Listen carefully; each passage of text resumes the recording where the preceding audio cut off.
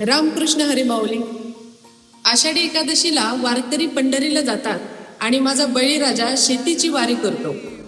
पण कधी विचार केलाय आपल्या सावळ्या विठ्ठलाचा रंग आणि आपल्या मातीचा काळा रंग यांचा काय संबंध आहे?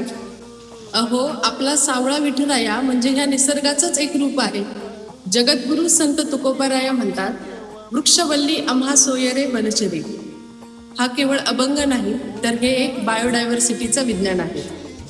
तसेच विठ्ठलाला प्रिय असलेले तुळशीचे पान हे जगातील सर्वात मोठं अँटीबॅक्टेरियल औषध आहे. संत सावतामाळी शेतात काम करताना म्हणायचे, कांदा मुळा भाजी अवघी विठाई माझी. म्हणजे ह्या मातीतला प्रत्येक कण हा विठ्ठलच आहे. संत ज्ञानेश्वर माऊलींनीही ज्ञानेश्वरीत लिहिलं आहे, जैसी जेत भूमी तैसेची तेथ वनस्पती. म्हणजे जशी तुमची माती असेल तसंच तुमचं पीक उगवेल. याचाच अर्थ जर माती सुपीक असेल तरच तुमचं पीक उत्तम येईल.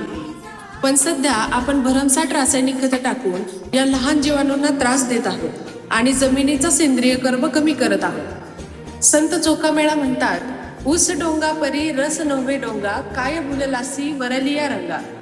याचाच अर्थ ही काळी माती वरून कशीही दिसली तरी तिच्यातला सेंद्रिय कर्ब हा तिचा रस आहे. तो सेंद्रिय कर्ब कमी होणे म्हणजे आपल्या सावळ्या विठ्ठलाचे तेज कमी होण्यासारखे आहे. आपल्या विठू माऊलीला हे नक्कीच आवडणार नाही.